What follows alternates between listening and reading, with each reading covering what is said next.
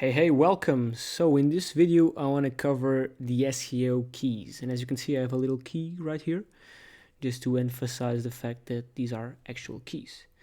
But there are four simple keys. SEO breaks down to four simple keys if you want to break it down, which are the following.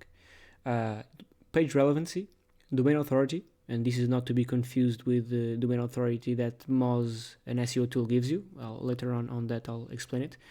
But so page relevancy, domain authority, link authority, and link relevancy.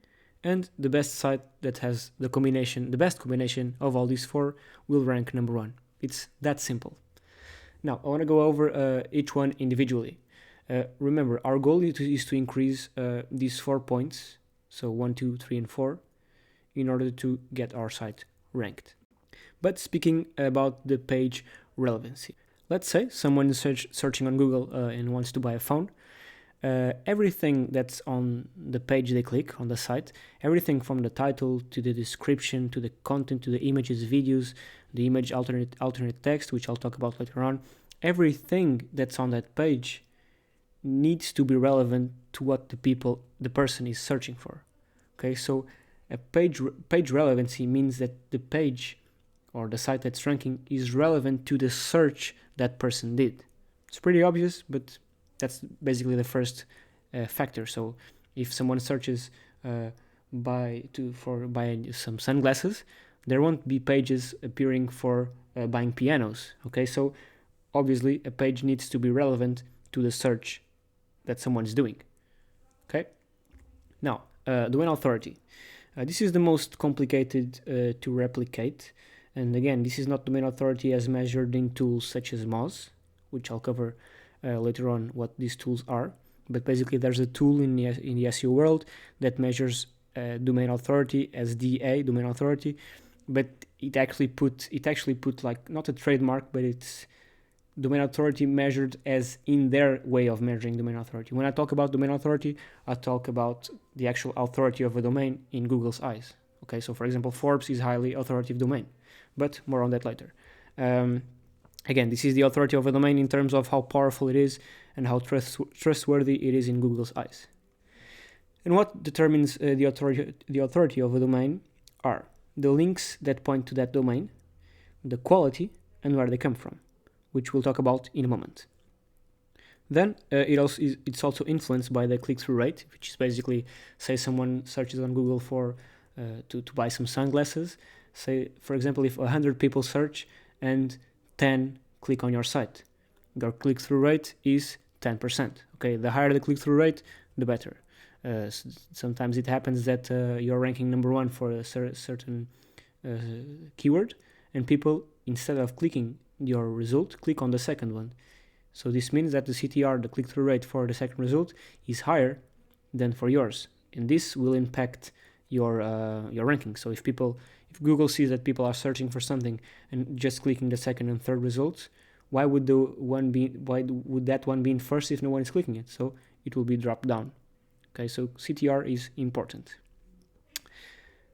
And what we want to do in the long run is to increase the authority of our domain so that it's easier to rank for our terms. For example, Forbes.com would easily would easily rank for many terms because it's super authoritative. So if they were to publish an article about buying sunglasses, it would probably outrank your site any day because they have an extremely authoritative domain. Then link authority. What matters here is the number of links pointing to your site and the quality of those links. So I'm sure you've heard this before.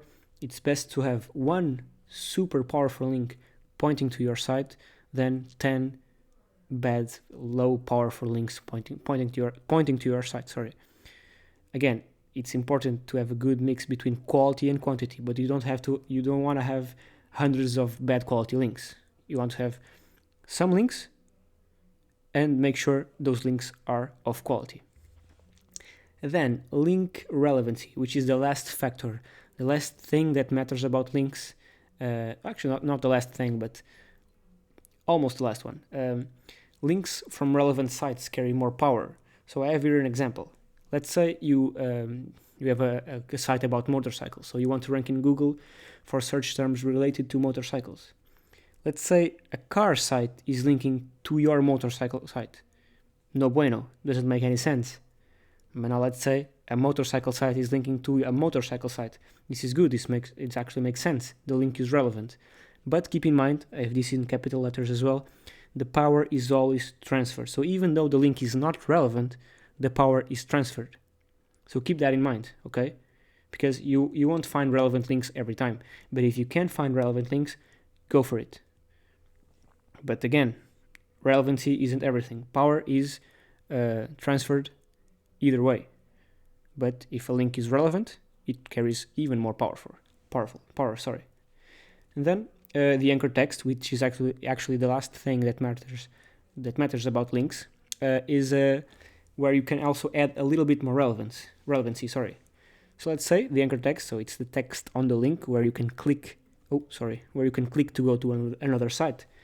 Let's say there was a motorcycle site linking to our motorcycle site, and the anchor text, so where we would click, if you would click buy a motorcycle, it would redirect them to our site. This would make sense because it's an anchor text which is relevant to the site it's linking to. Okay, so you can play with this. You can have anchor text relevant to the niche or to the site you are trying to rank for. So a link can be relevant in the way, so in two ways, where it comes from and what the anchor text actually is. Make sense? And the perfect process is basically to have a relevant page, which means relevant to the search again. So if someone is searching for sunglasses, your page won't be about pianos, it would be about sunglasses. We also want to have a powerful domain with high metrics. We'll cover metrics later on. You need links from powerful sites, and those links should be semi-relevant. And I say semi-relevant because you won't always find relevant links all the time. And this is basically everything you need to rank in Google, which sounds more simpler than it actually is. But moving on, here you can see the correlation between average domain rating and the ranking in Google. This domain rating is measured. It's called DR. We'll cover this later on, but it's a metric that's measured using another SEO tool, which is called Ahrefs. But again, we'll cover that in a bit. Just the thing I want you to listen here is that the average domain rating or authority, whatever, is highly correlated with the Google position. So the higher the domain authority, the higher the position is in Google. Again, saying domain authority, when I say domain authority, again, it's not the domain authority as measured in Moz, okay, which is what I have right here. So this is a tool called Moz, which measures something called domain authority.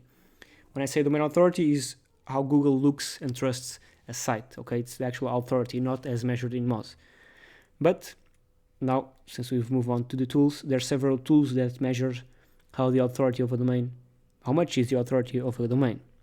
And I must say that these tools aren't precise, and some of these values can be manipulated. So please don't completely trust these tools. And basically, when you're analyzing a domain, don't just focus on one tool, but I'll cover that later on. But again, what Moz measures is domain authority and page authority. As you can see, this is the inside of the tool. We'll be going over how this tool works in a later video. So later on, again, I'll explain to you how to use these tools in detail. I just wanted you to be aware of these 4 principles of SEO, and that there are some tools that can help us measure domain metrics. That being said, I'll see you in the next video.